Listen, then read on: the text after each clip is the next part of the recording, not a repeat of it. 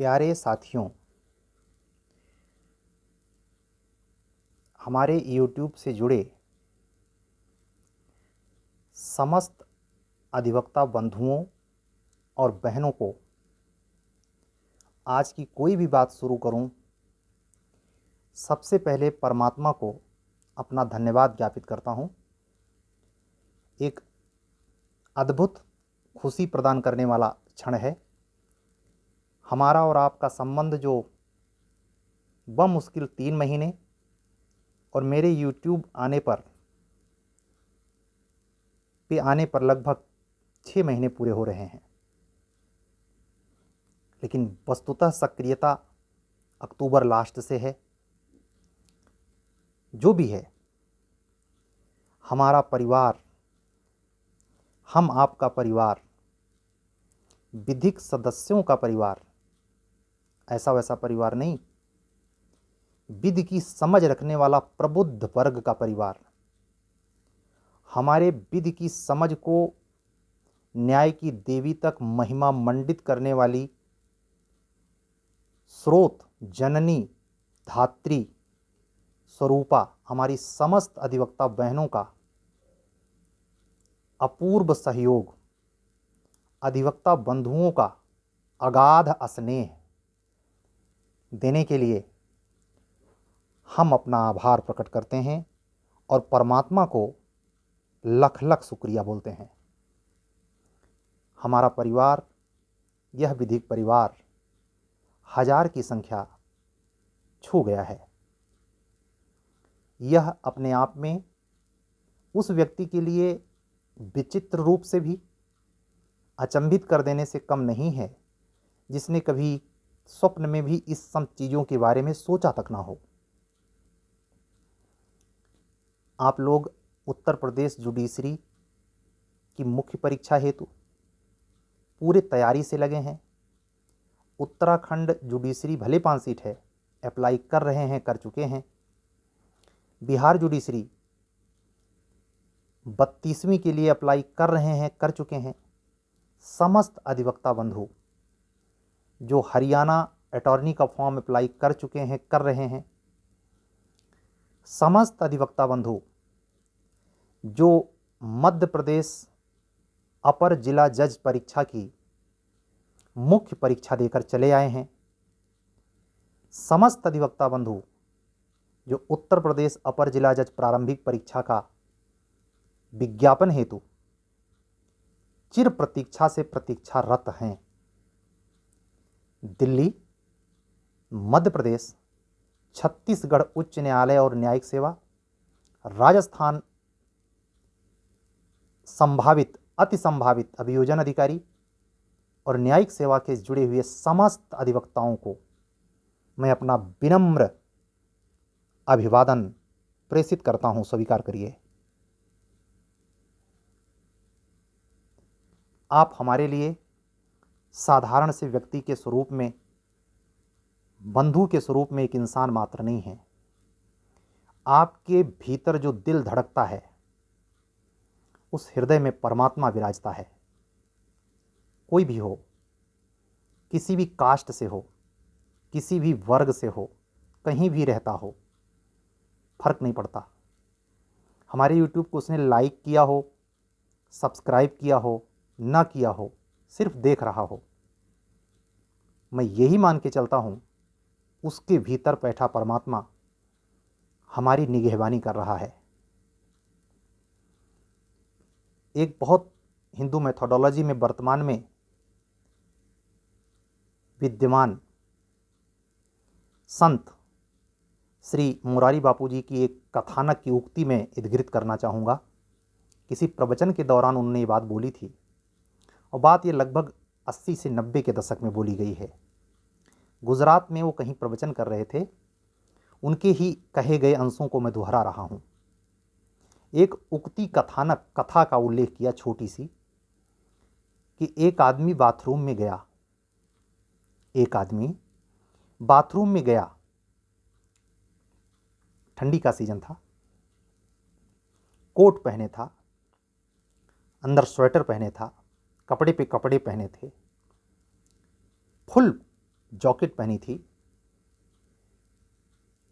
Bathroom के अंदर गया और कपड़े के ऊपर से स्नान करके बाहर आ गया।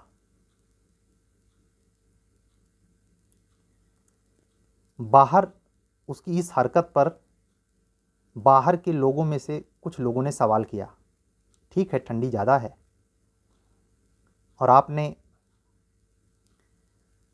स्नान इससे बेहतर ना करते, कोई कुछ कह रहा था आपसे। उसने अजीबोगरीब उत्तर दिया। आप उस उत्तर को समझें। ऐसे हम आपके बीच में बहुत से पुरुष और स्त्री हैं, इसी भ्रम में हैं जैसे वो आदमी था। क्या? उस आदमी ने विचित्र उत्तर दिया। कहा माजरा ये नहीं था कि मुझे ठंड लग रही है या नहीं, मैं बाथरूम में गया तो मुझे नंगे होकर कपड़े निकाल कर स्नान करने में इसलिए भय लगा कि कहीं मुझे परमात्मा देख न ले। यहां छुपा तो हूं लेकिन मुझे परमात्मा न देख ले, इसलिए मैं कपड़े सहित स्नान करके आया। हमको नंगा परमात्मा न देख ले, और तो कोई नहीं देख रहा, बाथरूम बंद है। ये पतली सी जो झिर्री है, इसी को विच्छेदित करता है आपका चिद विकास, आपकी आत्मिक प्रगति, आपका जेनेटिक संस्कार, आपके बचपन से लेके अब तक के जीवन का क्रियमाण तत्व, यानी हेरेंट पावर, एग्जिस्टेंस, डिग्निटी, करेजफुल पावर, आपकी अनन्यता किस पर डिपेंड करती है? ट्रांसपेरेंसी पर, पारदर्शिता पर। सतर्क रहें। तपाक से उस व्यक्ति ने उत्तर दिया, वो हर कोई देगा। क्या कहा? अरे मूर्ख, जो परमात्मा तुझे दीवालों के भीतर से तुझे देखने के भ्रम में था, तू खुद मान रहा है कि दीवालों के अंदर से वो देख रहा था। तुझे ये क्यों नहीं समझ में आया कि जो परमात्मा तुझे दीवालों से देख रहा है, दीवालों के भीतर, वो तेरे किन कपड़ों के भीतर नहीं तुझे देख रहा है? इस कथानक का अर्थ समझें। जो चीजें कुप्रवृत्ति के तौर पर मुझसे जुड़ी होती हैं, स्व से, अपने से, सेल्फ से, उस पर हमारी निगाह नहीं जाती। अयम निजः परो जेति गणना लघुचेत साम। हम जब अपनी बुराई छिपाकर दूसरे पर केंद्रित होते हैं तो एक उंगली जरूर दूसरे पर उठती है, लेकिन देखिए खुद की मेरी 3-4 उंगलियां हमारे तरफ झुकी हैं। यही सबके साथ होता है। कबीरदास की वो उक्ति है, बुरा जो देखन मैं चला बुरा न मिलिया कोय, जो जग ढूंढा आपने खुद से बुरा न कोय।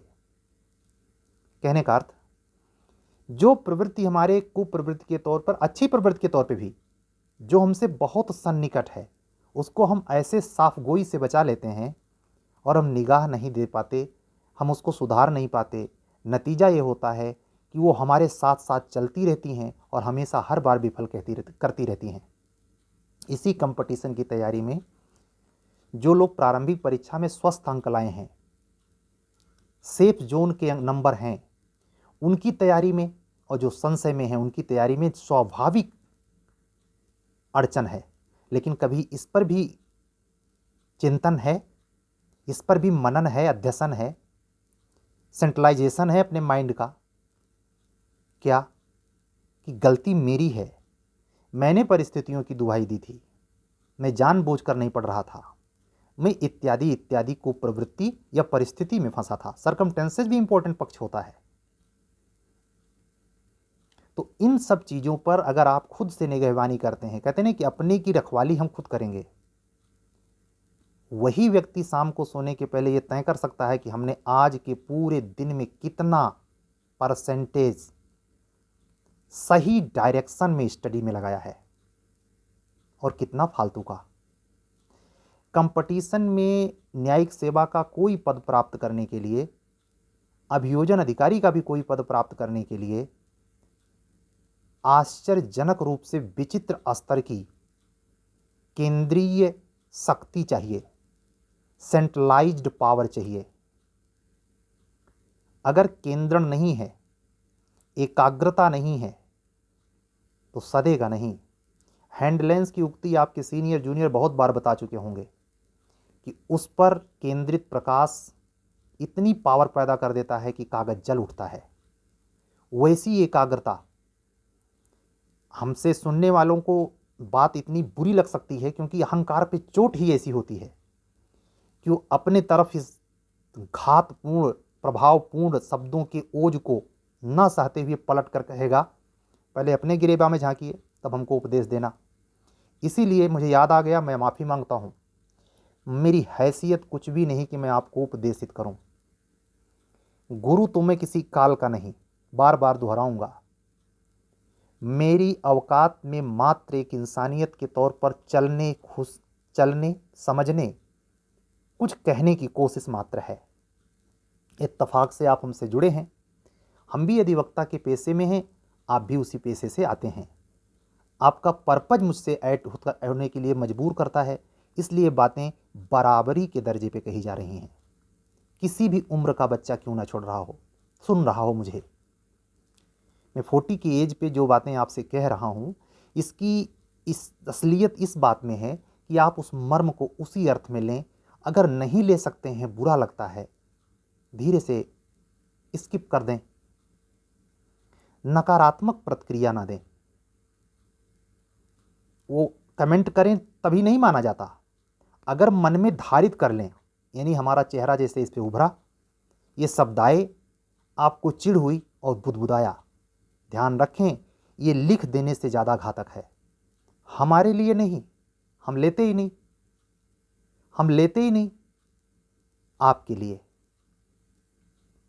किसी के प्रति, मेरे ही नहीं, किसी भी अन्य यूट्यूब के प्रति या किसी के प्रति, अपने परिवार में किसी के प्रति, अपने भाई बंधु, अपने मित्र सर्किल में किसी के प्रति इस आक्रामक एग्रेसिव निगेटिव एनर्जी को क्रिएट करने से बचें। अगर मंगल चाहते हैं, जीवन में उत्सव पूर्वक जीना चाहते हैं और अपने लक्ष्य को यथाशीघ्र प्राप्त करना चाहते हैं। आज की बातें यहीं तक। एक बार वीडियो बंद करने के पहले सभी अधिवक्ता बंधुओं को, जिन्होंने हमारा चैनल सब्सक्राइब किया है, जिन्होंने नहीं किया है फिर भी देखते हैं, सबको ये अनुग्रह करते हुए कि अगर आप हमारे चैनल पर नए हैं तो हमारे चैनल को सब्सक्राइब करें, लाइक करें, शेयर करें। टेस्ट सीरीज चल रही है, जे मेंस के लिए जुड़ें। जीके की क्लास चल रही है, उससे जुड़ना हो जुड़ें और अपना स्नेह बनाए रखें। आज हमारे विधिक परिवार की संख्या को 1000 की संख्या में परमात्मा की कृपा से संदेशित करने के लिए परमात्मा को सबसे पहले शुक्रिया और आप लोगों का बार बार अत्यंत आभार। सत्यमेव जयते। सभी का मंगल हो। शुभ रात्रि।